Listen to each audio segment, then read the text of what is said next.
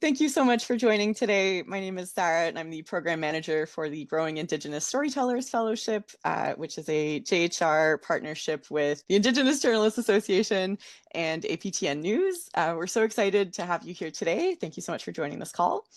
Bit of housekeeping right at the top. So we're going to do about 25 to 30 minutes of presentation and then about 10 minutes of Q&A. This meeting is being recorded and will be posted to YouTube, including the Q&A part. So just be aware of that as you're asking questions. Please feel free to drop questions in the chat as we go, and I can read them out during the Q&A portion. Or please feel free to raise your hand and ask your questions yourself when that part starts. So we're so excited to have Brittany Hobson here today. Brittany is an Ojibway and Scottish reporter born and raised in Winnipeg, Manitoba. She is a member of Long Plain First Nation in Treaty 1 territory through her mother, and is currently a reporter editor with the Canadian Press in Winnipeg. Prior to starting with the wire service, she was a broadcast reporter with APTN National News for nearly 5 years. Brittany has experience reporting on child welfare issues, missing and murdered Indigenous women and girls, and the courts. And with that, I will let you take it away. Great, thanks so much, Sarah. Hello, bonjour, Anine. Thanks for joining today. Yeah, Sarah kind of laid it all out, but yes, I have about coming up on 10 years of experience reporting in Winnipeg, and that was for APTN and the Canadian Press. So I've done TV, radio, print, kind of everything. So definitely happy to answer any questions on working in those mediums. I did put together a little presentation. I'm not going to lie, I have not used PowerPoint since I was in post-secondary. So I tried to make it fun and engaging, but my skills are not the greatest. So yeah, so like I said, I work here in Winnipeg, Manitoba for the wire service. I'm one of two reporters here in Winnipeg. I mostly I'm considered what you would say like a general assignment reporter. So pretty much just kind of news of the day, but I do have a focus on the courts as well as Indigenous topics, and kind of entertainment stories. Those are kind of the three things that I like to report on the most. And my colleague, Steve Lambert, he is the provincial affairs reporter for Manitoba. So he covers pretty much just provincial politics, but other things as well as needed. And we are both based at the Manitoba legislature. Oh, next slide. Thank you. So yeah, a little bit about the Canadian Press, since a lot of people don't or are not aware of what the Canadian Press is, and that's okay. We kind of are a little bit, I guess, behind the scenes of things, and because we're the wire service and all of our stuff goes everywhere, it's not always known what we do. So I always liken it to we're the Associated Press, but for Canada, and people seem to understand what that means. So Canadian Press has been around for more than 100 years. And so we are a daily news organization providing real-time, bilingual multimedia stories across print, broadcast, and digital platforms. So we do primarily we do print. So it's all web-based, or things can go in newspapers. Over time, that integrated into radio stuff. So do a lot of work for radio, and then in the past few years, they've been integrating a video element. So we do a bit of video, but it's not for broadcast per se. It just goes kind of to our online clients and gets attached to stories that way. And we have a YouTube channel that you'll see later on. So we do have a presence in every province. We don't, unfortunately, and this has come up number of times to management, but we do not have a physical presence in any of the territories, unfortunately. So our BC Bureau handles Yukon News, and then the Prairies Bureau, which I'm a part of, which consists of obviously Manitoba, Saskatchewan, and Alberta. We cover remotely stuff that happens in the NWT and Nunavut. So I do a bit of reporting, usually on Nunavut stories, I would say, but have helped out with NWT coverage. We have different departments. So there is just kind of general news that covers anything from politics to breaking news of the day, things like that. We do have a sports department that handles all the sports coverage across the country. We have a business department, and then we have an entertainment and lifestyle department. We are a relatively, I would say, compared to other national outlets, a small organization. We have about 180 journalists across the country.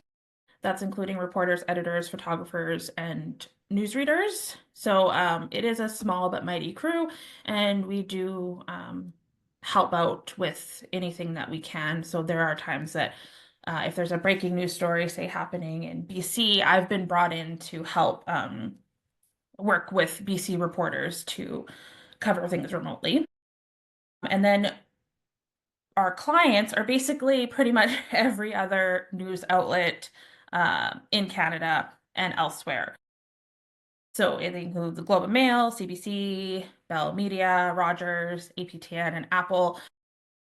But yeah, pretty much our stuff goes out everywhere and is able to be used by other media outlets if they are one of our clients. Okay, next slide. So I think you can click on the link.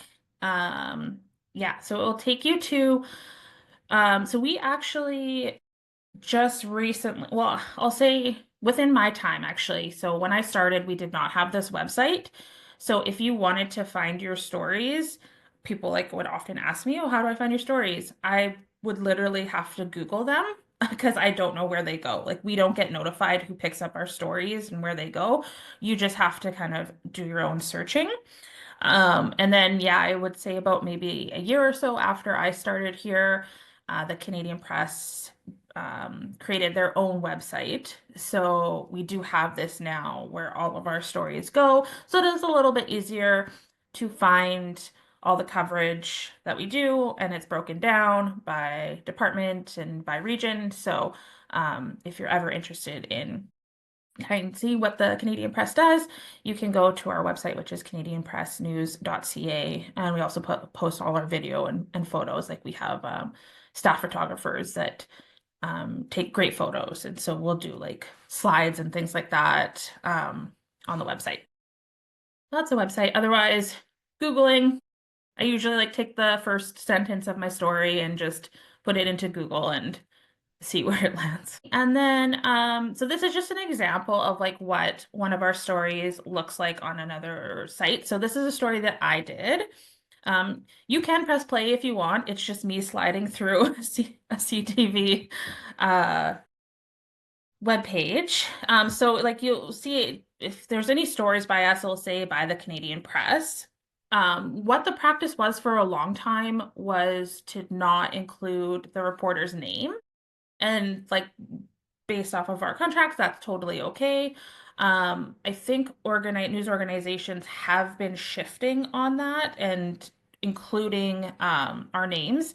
So mine is at the bottom of the story, and we always have like a date stamp of when the story was reported. Sometimes you'll see them at the top, sometimes you won't see them at all, but you'll always see the Canadian Press. So that's kind of one of what our stories looks like on CTV News. Can go to next slide. Another example, this is a story that I did just for on CBC. They ran it. So kind of just showing you kind of, yeah, I guess some of where our coverage gets picked up from.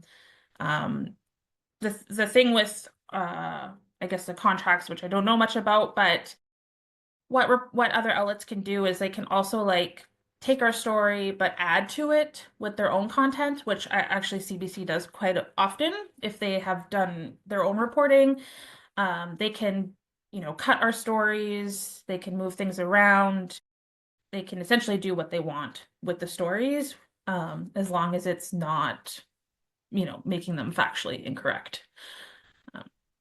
Oh, next slide. So yeah, we do also video. You won't see us out with like the big news cameras that broadcasters have because we aren't doing video for TV. We're just doing video for for online content. So we're given little camcorders. Sometimes we have to just shoot on our cell phones. We got to do our own audio. So we're doing video. We're doing kind of everything. Usually, it's just one person doing video, audio, print. Sometimes you'll have two people if it's really like breaking news, or if, say, we're like covering the Prime Minister. Usually you'll have two people in that case just because of time sensitivity stuff. So we can just play this video. I think this is the Witches and Warlocks paddle. This is our second year official. We've done it, I think, 2 years prior, where it was just a small group of people that enjoyed getting out and paddling and just felt festive. We really love to see people coming together and enjoying sport, specifically paddling. So many beautiful waterways here in Fredericton, and it's nice to see people get out and recreate and just kind of enjoy the season. Just the whole concept, you know, getting dressed up, putting your decorations on your kayak or canoe or paddle board, and just having fun with it. Being a witch for a day. Right? Yeah, and it's okay to be a witch for a day. I've always loved Halloween. Yeah. I love making costumes. I love it when the kids come and give them treats. I just love Halloween. That was one of Kate's decorations, the bird in the cage, and then I picked up from the dollar store the spider and the rats. The skull is from Karen, and then we get some of the webbing and spiders from the dollar store as well.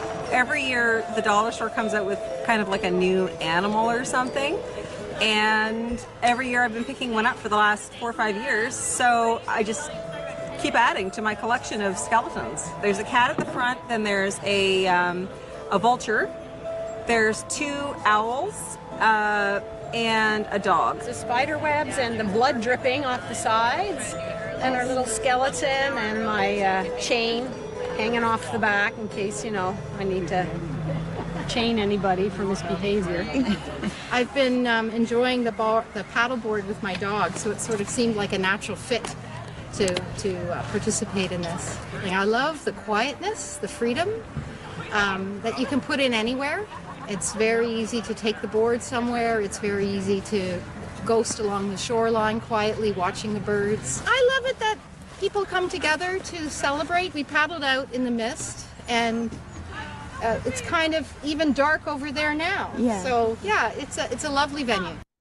So it's just an example of what we do. It's going to be quite different from, you know, something like APTN does, or other broadcasters, because we're not making these videos for TV, and mostly our print will tell the story. This is kind of just an addition to it, and I like this one because it was an actual, like, people doing stuff. We do a lot of videos of talking heads, like politicians at podiums and things like that, but this one was actually like a fun one where we got out and were able to do things, and it was visually exciting. And so yeah, they'll incorporate photos. So we work with editors, that we don't edit our own stuff. We just shoot and do audio, and then we send everything to an editor, and then the editors are actually in Toronto, I think, and then they put it together and they send it off so they can incorporate photos and things like that. But yeah, that's just an example of some of the video work that we do. And then on to next slide. And then for radio, I'll just, so this clip that we'll be playing is something that I did. We call them voicers. So it's generally about 30 seconds long. There's one line intro that a radio host will read, and then it's my voice. And these are often done for kind of exclusive stories or breaking news stories when we need to get something out for our radio clients quickly. So this is just an example. They say the crash happened around 8:45 a.m. in the rural municipality of Hanover, southeast of Winnipeg. The pilots were pronounced dead on scene, and neither craft had passengers. Further details on the size of the planes and the circumstances surrounding the crash have not been released. The Transportation Safety Board of Canada has been notified. Police are expected to provide more information on the crash later today. Brittany Hobson, The Canadian Press, Winnipeg. So yeah, that's just for context. There was two planes had crashed out near Steinbach in Manitoba earlier this year. They were part of a flying school, and they both crashed into each other. Horrible accident. And so we got notification that something had happened. So my colleague had run out to Steinbach to go see. And this was the information. It wasn't a lot to go on, but because it was, breaking news, terrible accident, our radio clients are going to want some sort of audio to get out there quickly. So that is when we kind of voice up a few lines of information that we already have. And then the second one is just, so we have dedicated news readers who it's their job to package all of our audio clips, send it out to radios, put together newscasts that different radio stations can then run. Those are longer. So that's what we'll hear next. And Now this update from the Canadian press. Canada's finance minister says there will be no surprises when he tables the Liberal government's federal budget tomorrow. Francois-Philippe Champagne told reporters this morning that the budget bill will have something for every Canadian and will offer generational investments. The Canada-U.S. trade minister is in Vancouver for a forestry summit. Dominic LeBlanc and some of his fellow politicians from Ottawa and BC will be talking about how to prop up the industry in the face of U.S. fees and tariffs topping 50%. Abu Dhabi has opened a major oil summit today. Officials gathered in the United Arab Emirates are offering optimism that power demands for artificial intelligence and global aviation will boost energy prices. Canadians will soon get the latest look at the job market. Statistics Canada is expected to publish its labor force survey for October at the end of this week. From the Canadian press, I'm Brenda Molina Navidad. So that's just an example. They put, a radio team puts those out, I think 3 or 4 times a day. So you kind of be like in the first morning, kind of like top driving hour, what considered. So kind of first thing in the morning, lunchtime, upper time, and then maybe one other. I don't want to speak for them because I don't actually know about what goes on in that aspect, but I know that they will put together kind of, the top headlines of that hour, and then there'll be kind of a mixture of things across the country and then international as well. Okay, next slide. And then this is just what I called other bits and bobs. So I think, if you click. So another thing that the Canadian press does is we provide what's called pool coverage to other media outlets. So I'm not sure if you guys are all familiar with that phrase, but we often will be, say, with the Prime Minister, like when the Prime Minister travels, or will be, for more private meetings, things like that, where they don't necessarily want a whole entourage of media. We're considered the primary media in those cases. So what I can give an example of is like generally anytime the Prime Minister goes anywhere, we're with him, and we just take notes about what's going on, and then we will distribute that to all the other media outlets that are part of, I think, the Federal Press Gallery, if I'm not mistaken. All I know is I write notes, I send them to an email, and they get distributed to everyone. And so that means that everyone kind of has like fair coverage of different things that are going on that maybe they can't have all the media there for. Collaborative environment. One of the things I do love about working here is you're not really alone. If there's something crazy going on, it's not just you generally. Like they will bring in other reporters across the country. So it's one of the things that I was worried about when I started working here was like, I'm going to have to do everything. And while that is true in a sense, especially I would say, I think with breaking news, though, you're never really alone. And you get a chance to also like work with other bureaus across the country, which is really nice. Like right now I'm working on a housing story with our reporter in St. John's. And it's both just something we're interested in. So we're like, hey, we want to work together on this story. So it's really like collaborative that way, and you get a lot of support. You have the ability to work independently. I think because I am not in a bureau office per se, it's just me and another reporter. I am working on my own quite a bit or with my colleague. And that's nice to balance kind of the collaborative approach. So you do have the ability to just kind of work on stories on your own, what you're interested in. That's really nice. And yeah. Well, one of the downsides about working in print is you actually don't travel a lot. So we do get to travel a bit. But it's not very often because oftentimes we can just pick up a phone and call someone for an interview. But there are opportunities to travel. Like I have been able to, because I'm really interested in entertainment and arts, and I said that to our top boss. She allowed me to go cover the Toronto International Film Festival a couple years ago. So that was like a really exciting moment, something like I don't normally cover all the time, but I am really interested in it. And so I got to work with that department. So I got to travel for that. And then kind of the biggest trip was when the Pope came to Canada. I was part of the journalists that were on his plane, so we got to travel for that. And then that's also where some of the pool coverage came in, because I was a little bit closer to the action than say some of the other reporters, where like there was different events that the Pope took part in that only certain media outlets could cover because, again, of not wanting a whole entourage and things like that. So there are opportunities to travel, and you can definitely pitch travel trips. They don't always get approved, but there is that ability. And then freedom. One of the other things that I really like is it's like the stories that I cover are a mixture of things that are assigned to me, but a lot of it is actually stuff that I just am pitching on my own because I don't have a direct boss in Manitoba, so they kind of are relying. My direct boss is in Edmonton, so they're kind of relying on us to know what's going on and to pitch stories. Like there are times, obviously, that they're going to want something from us, so we get assigned stories, but I would say probably about 75% of the stories that I do are stories that I've pitched, stories that I'm interested in, and I've never like really had a story turned down. If my boss sees that I'm passionate about something and can argue the news value of it, then they kind of let me go wild.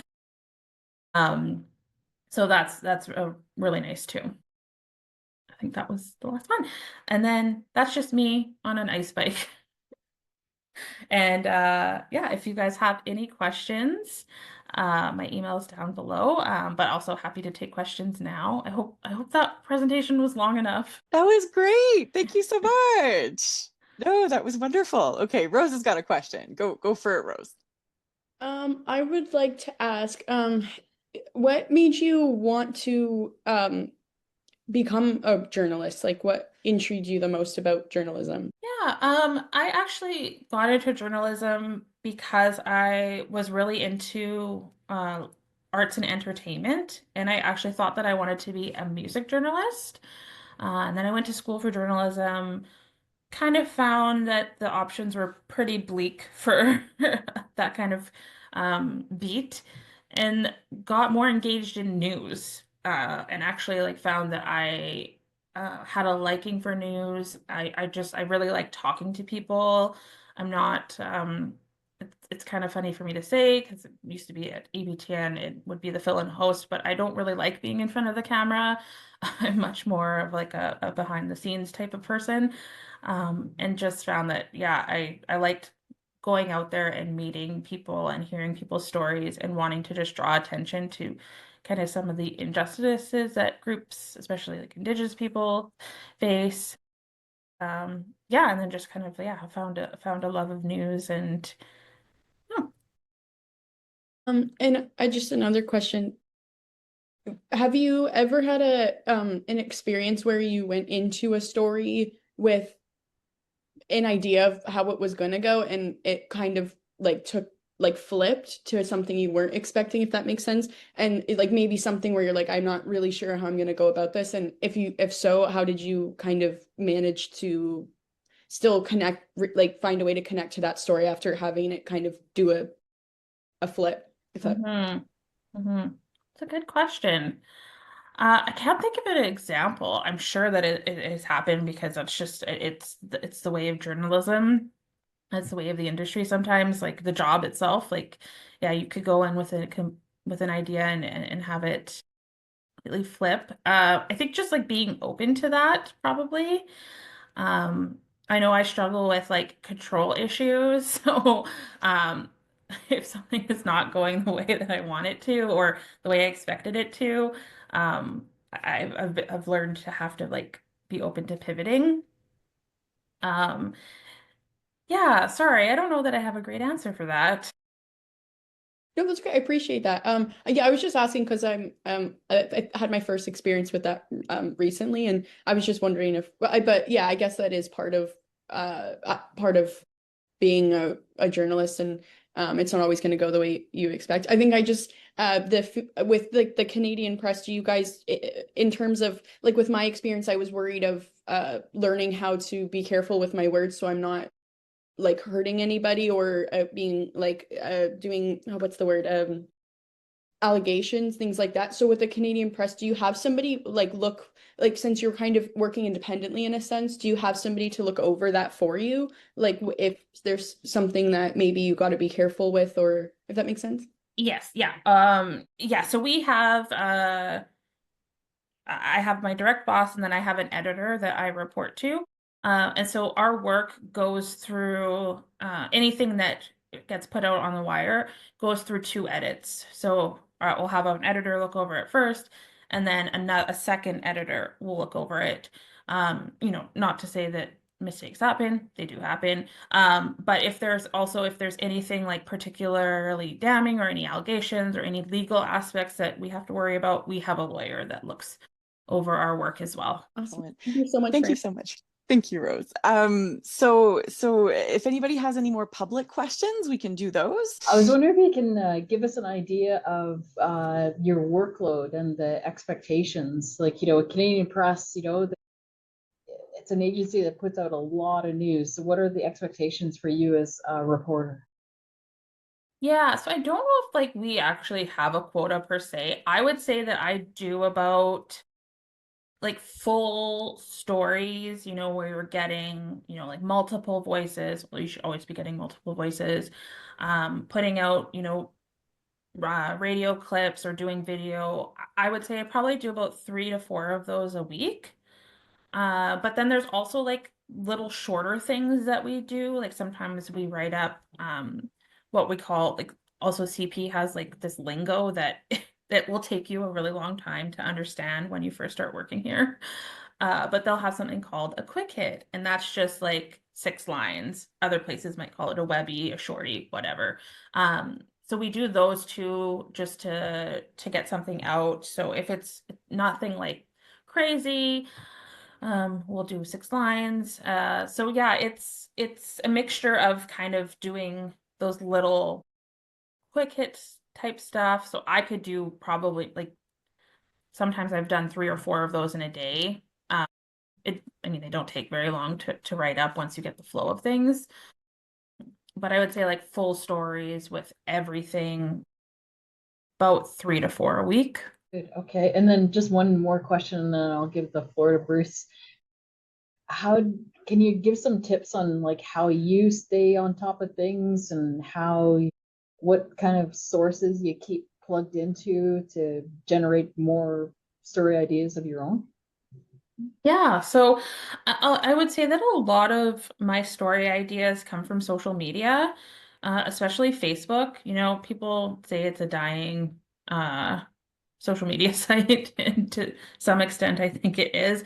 But especially with the communities that I cover, it's not. Like that's where they're still tapped in.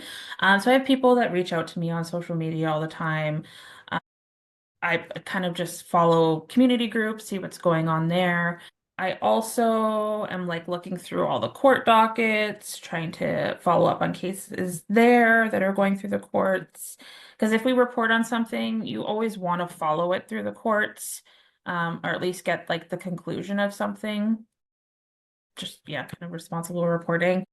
A lot of it is actually also like going through just, documents like reports and things like that. And something that sticks out to me, like for example, This week, there was the Association of Manitoba Municipalities, which represents all municipalities in the province, put out resolutions that they're going to be presenting at a convention at the end of the month. And a lot of these resolutions are lobbying the province to do something. So I looked at what the resolutions are going to be and found a couple story ideas from there, saying like, oh, something's going on in this community. They're lobbying the province for this.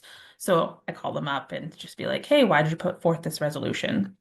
So I'll have a story on that. So it's a mixture of things. Also, you do have to follow what other media report. It's just no one likes doing it, but you have to. So part of my morning routine is, checking to see what other media has reported on to see if there's anything that I need to jump on. You got to match stories. It is what it is, but it keeps you on your toes. So yeah, lots of different ways to get story ideas. Great, thanks, Brittany. I was just wondering, since you left APTN, Brittany was one of our best reporters, by the way, I'll say that. Not meant to embarrass you, but since you've left, do you find that the Canadian press has taken their coverage of Indigenous stories a little bit more seriously? And do you think they've improved their coverage? Well, thanks for saying that, Bruce. That was very kind of you. And I do miss APTN and just always commend the work that you guys are doing over there. I guess to answer, I would hope so. It's a toughie, yeah. I will say that my boss has been really good. In the prairies, at least I can say that my boss has been really good about being open to my ideas about our coverage. I have pushed back on some coverage, and I have introduced some coverage that maybe would be overlooked. So I think within my own bureau, I'm hopeful that it is. I know that also our Indigenous Affairs reporter in Ottawa is also a young First Nations woman, Alessia. She's great. She has done a lot of great work in Ottawa and has been pushing for coverage too. So we often speak together just about, kind of where we hope coverage can go and what may be lacking. I have also encouraged non-Indigenous journalists in the company to also not be afraid to report on Indigenous topics because it can't fall on just, a couple reporters' shoulders. So, I mean, I hope so. I'm hopeful, but I'm just also an internal optimist. So. Well, thanks for that answer. It tells me that things are better than they were before you got there. And thanks to you and people like Lesia. And keep up the good work. Thank you. Where's your office? I should drop by. It's at the Manitoba Legislature. Oh, it is? Okay. Yeah. All right. Yeah. All right. Okay. I'll drop in unexpectedly when you're on a deadline and start asking you pointless questions. Classic editor move, Bruce. Excellent. Okay, so we're going to leave it there for the public session. Fellows, please stick around. For anybody watching on YouTube, thank you so much for joining us today. If you have any feedback, please send it to canadian.programs@jhr.ca. And if you're interested in more in the series, we're going to keep doing these throughout the rest of the year, and we will be posting them to YouTube as well. So please watch JHR and IJA's social media accounts for announcements for those ones.